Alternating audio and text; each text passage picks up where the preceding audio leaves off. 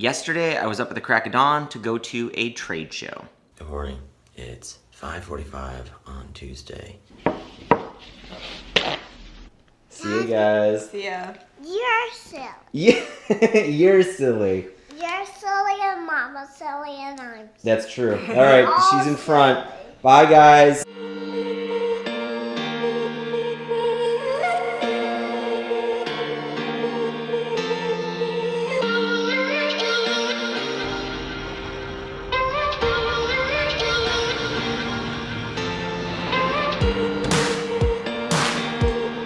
Going to food tech, but there's like there's like the largest trade show in the country down here too.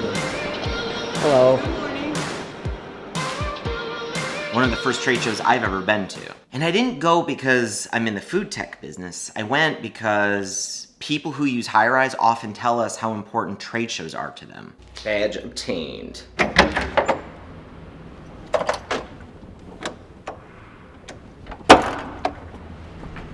I'm lost in this place. All right, still looking for the main event hall. And so I want to learn more about this so that we can provide better resources for running a trade show, exhibiting at a trade show, attending at a trade show, and hopefully High-Rise can make that experience better. Done with Peyton Manning's talk. It was a good talk, kind of motivational. I gotta admit, it was full of some platitudes, but funny dude. And then we just saw a really interesting talk on just a panel on innovation. Covered, jobs to be done theory, but then also this concept of super consumers, which I thought was kind of interesting.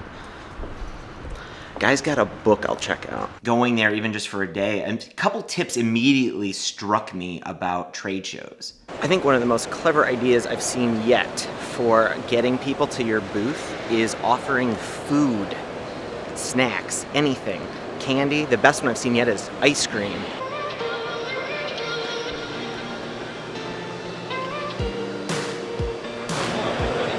Is that the honey? It's olive oil. Oh, yeah. Now this is easier said than done. I know a lot of trade shows have rules about, they don't want food there because they want you to use other people's concessions. I think there's workarounds and some clever things you can do to get around this. Yes, please. Thanks. Beer also works incredibly well as an attractor of the audience. It's worth it. From what I saw, the people who are able to kind of utilize food into their booths can become a very popular booth and get a lot of people to kind of gravitate towards them. It's like a weird relationship with the press here. There's some stuff I can take pictures of. I just took some video, and then the guy he told me I could, and then he went and got like security, who then I had to talk to. It was very weird.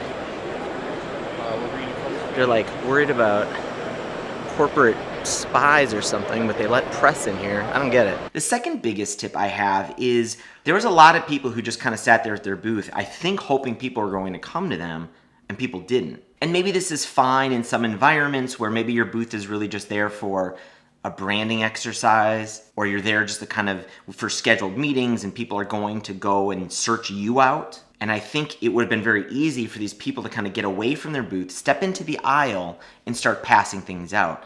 Whether it's business cards or pamphlets or just saying hi, and making some kind of conversation. I feel like there's some very easy things that could have been done to try to attract more people who are just kind of wandering, like I was, but was approached very rarely. A friend of mine who I've brought up on this vlog before, Adrian, he discovered the same thing. He needed to be a little bit more proactive about going to meet people at a trade show. He was running a booth, but it was when he finally started kind of going into the aisle and even just kind of mentioning like, hey, online sheet music, he got people to kind of be interested in what they were doing there. This place is bonkers. And so you need to kind of get a little bit out of your comfort zone of just hanging out in your booth and start kind of, mentioning what you're doing there and maybe passing something out. I think it's kind of an easy way. And it's obviously easier said than done, probably, especially if you're kind of shy and you need to present at a trade show. But I think the results are worth it.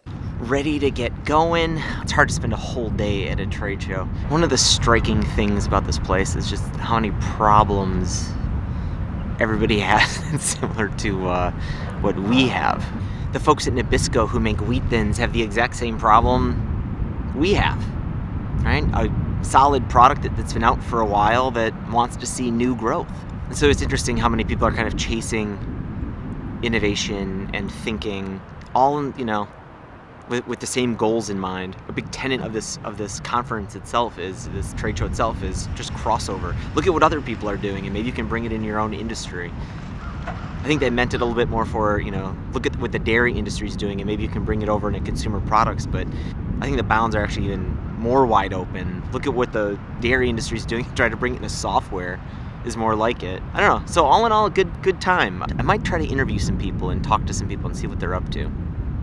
But it's kind of lunchtime. I kind of want to get home and eat some food. Though I could eat here.